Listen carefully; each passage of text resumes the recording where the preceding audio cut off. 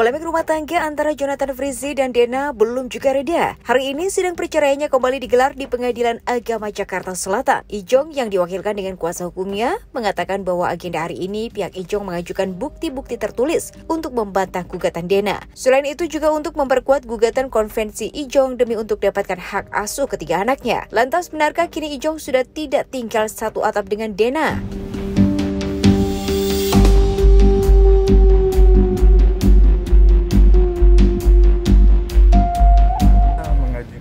Bukti tertulis. Kita tidak terlampau banyak memberikan bukti-bukti tertulis, hanya 7 saja. Artinya intinya untuk memberikan bantahan dan menguatkan gugatan rekonvensi kita. Yang mana gugatan rekonvensi kita memberikan waktu kepada kita, karena saksi-saksi juga masih berada di luar kota.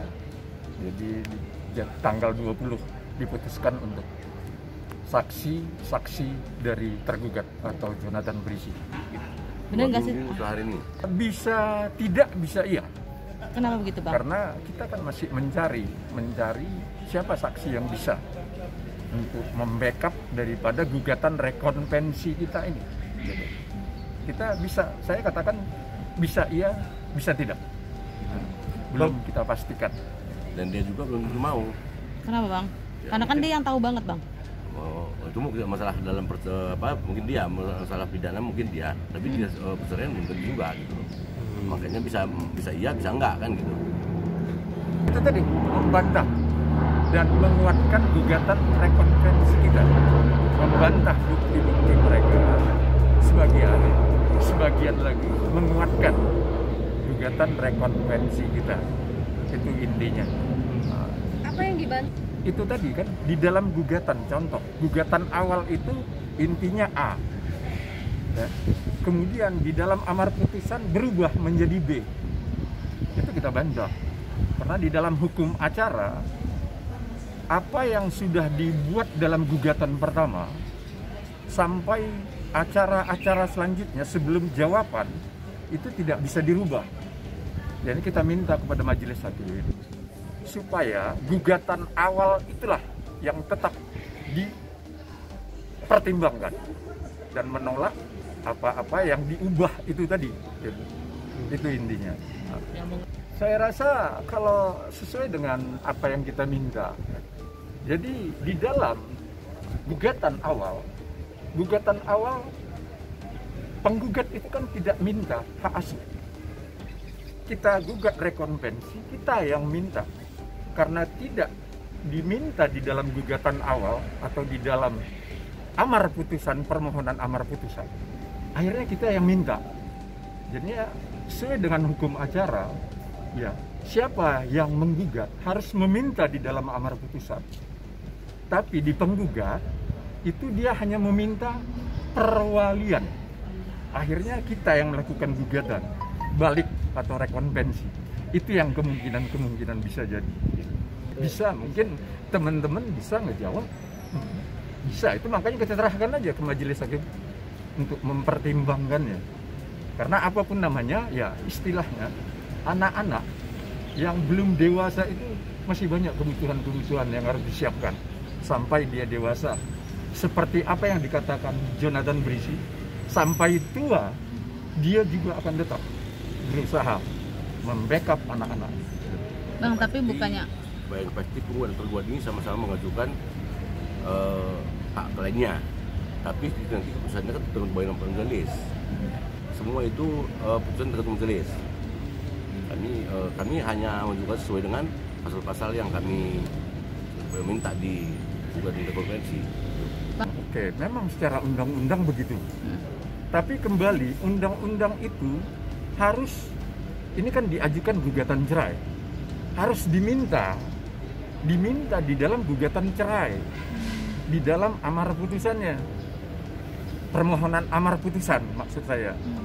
Karena tidak adanya diminta di dalam permohonan gugatan atau dalam permohonan amar putusannya, makanya kita yang meminta. Itu intinya sekali.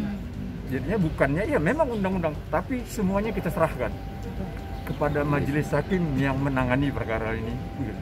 Bang, intinya sidang ini berlarut-larut, belum selesai juga tuh apa sih? Oh, bukan.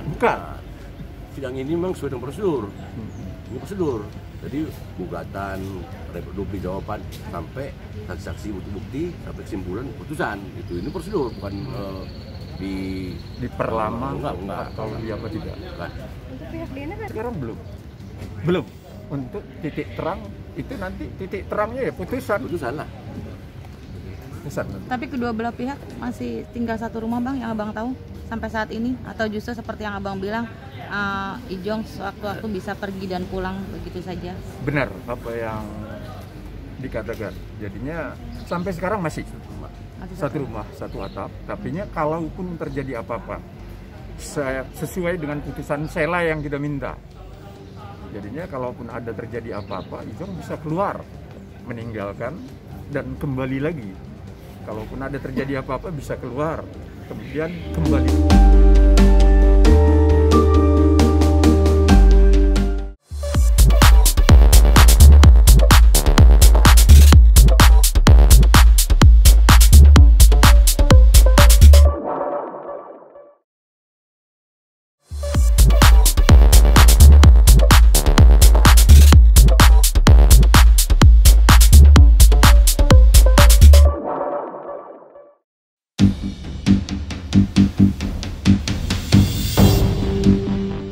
Permasalahan yang kini tengah dialami oleh selebritis Irwansyah kini mengharuskan ia melaporkan adik kandungnya sendiri yang bernama Hafiz Fatur ke Polres Metro Jakarta Selatan. Hal tersebut dilakukan lantaran Irwansyah merasa dirugikan oleh sang adik. Sementara itu, kuasa hukumnya juga sudah menjelaskan bagaimana kronologi kliennya ditipu oleh adiknya sendiri. Pelaporan ini dilakukan lantaran adanya dugaan pemalsuan data yang mengatasnamakan dirinya. Menurut pengacaranya, Irwansyah belum pernah membuat kartu kredit di salah satu bank, namun tiba-tiba langsung mendapatkan surat tagihan. Lantas, apakah Irwansyah akan memilih hukum pidana atau perdata?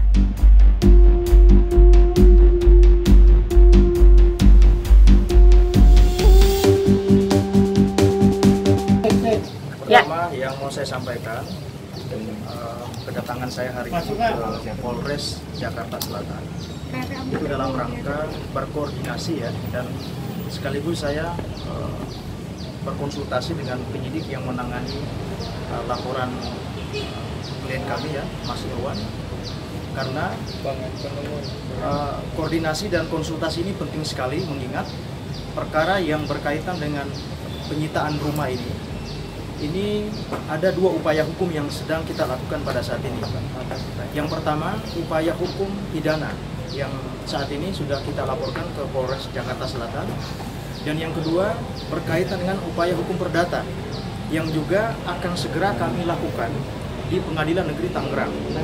Jadi karena ada dua upaya hukum, maka tentu kami sebagai pengacara ya, penegak hukum, penyidik adalah mitra kami berkonsultasi. Karena mengingat ada peraturan Mahkamah Agung nomor 1 tahun 56 itu berkaitan dengan apabila ada perkara yang sama, kemudian perkara perdatanya berjalan, maka pidananya itu ditangguhkan. Nah, itu yang kemudian kita koordinasikan dan konsultasikan. Bagaimanapun penyidik adalah mitra kami, tentu kami butuh saran-saran dan pendapatnya. Dan kami sudah sampaikan tadi tentang proses yang sedang berjalan itu. Nah, kami sudah mendapatkan juga tadi saran dan pendapatnya, dan tentu ini akan kami sampaikan kepada klien Mas Irwan untuk kami koordinasikan selanjutnya, karena memang mengingat besok rencananya memang ada pemeriksaan, tapi saran-saran yang kami tadi terima itu tentu itu menjadi pegangan kami juga untuk kami sampaikan kepada klien supaya nanti klien memutuskan apakah mau pilih jalur perdata ataukah mau pilih jalur pidana. Itu semuanya akan kami serahkan kepada klien. Itu yang pertama. Yang kedua, saya juga mau meluruskan berkaitan dengan rumah yang disita. Nah, ini takutnya nanti jangan sampai beritanya kemana-mana. Rumah yang disita itu bukan rumah tinggal yang saat ini Mas Irwan dan Ibu Zaskia tempati.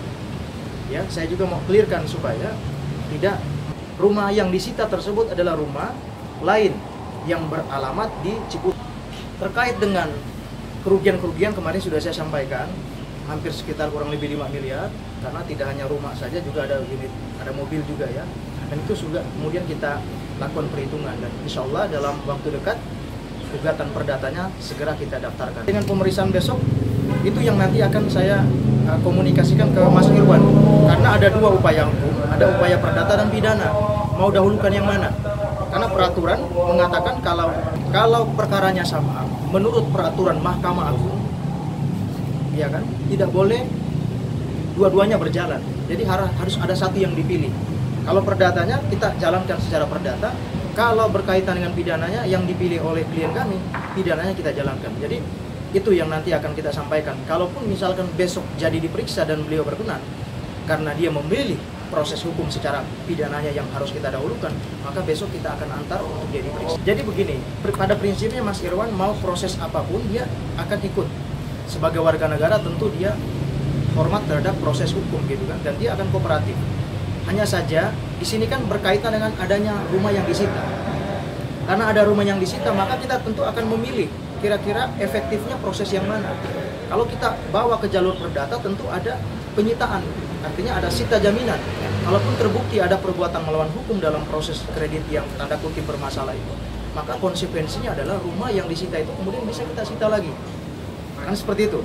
Tetapi kalau secara pidana kan mungkin akan bicara dalam konteks dokumen yang dipakai itu, apakah itu memang benar-benar dokumen asli atau palsu, dan itu prosesnya juga cukup panjang, dan nanti kita akan pilih dan semua akan diputuskan oleh klien. Kalau misalkan Mas Irwan memilih perdata, maka tentu besok akan kami kesini lagi untuk menyampaikan bahwa upaya hukum yang dipilih adalah perdata, sehingga kita tunduk terhadap peraturan Mahkamah Agung yang tidak boleh dua perkara yang sama, perdata dan pidana, berjalan bersamaan.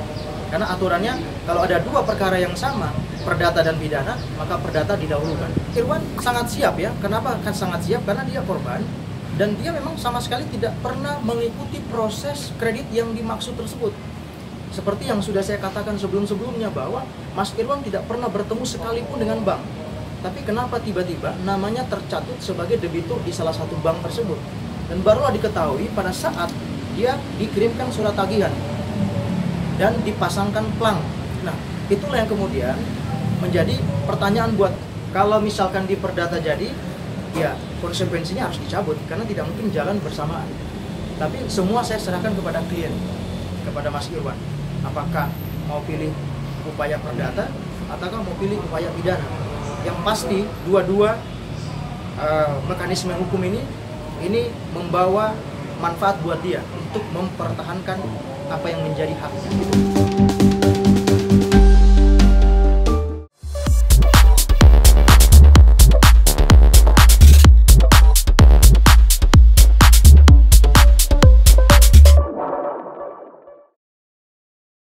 Karena kami merasa tidak pernah melakukan itulah yang kemudian kemarin kita sudah lakukan berupa somasi dan pengaduan kepada OJK untuk ditelusuri siapa yang terlibat.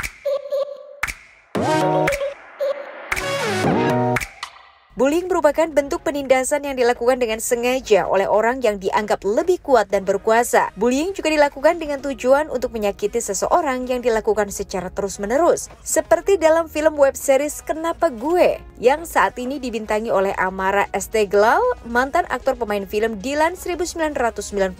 Berperan sebagai Radit, Omara merasa karakternya kali ini membuat dirinya segan untuk melakukan akting tersebut. Menurutnya, seorang pembuli pasti memiliki masalah pribadi yang membuat tindakan menjadi alasan untuk menghilangkan beban pikiran dalam hidupnya. Lantas, bagaimana pengalaman Omara dalam memerankan karakter Radit dalam web series ini? Dan apa pesan Omara untuk masyarakat agar lebih peka terhadap maraknya kasus pembulian saat ini?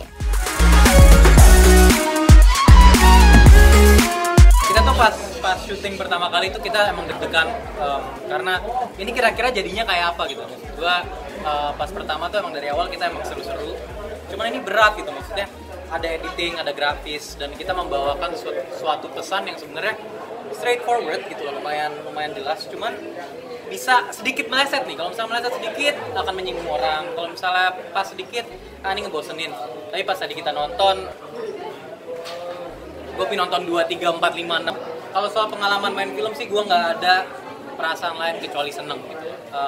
Dari nonton ini, ya itu tadi gue bilang bener-bener apa ya namanya tuh ya, bener-bener digigit gitu loh, kaki lo pingin cepet-cepet gitu, karena nggak cukup gitu loh, benar-benar nggak cukup buat gue pengen lihat, dan kita benar-benar happy ngeliatnya. Ini kayak ini nih yang maksud gue tahun 2022 gue kalau memang harus belajar soal isu sekarang tuh pinnya kayak gue sendiri nggak pernah relate, syukur nggak pernah dibully dan lebih bersyukur lagi nggak pernah ngebully sebenarnya kayaknya ya. Tapi pastinya di sekitar sekolah, di sekitar ini banyak sekali terjadi pembulian, dan di film ini tuh kita juga ngelihat bagaimana cara jadi bystander. Ini adalah yang paling penting sebenarnya, karena apa yang terjadi ketika kita jadi orang ketiga gitu loh. Gimana kalau misalnya lo ngelihat ada orang yang dibully, apa yang terjadi ketika lo ngelihat orang ditindas gitu, apa yang lo lakukan. Dan di sini juga ditunjukkan seperti itu. Jadi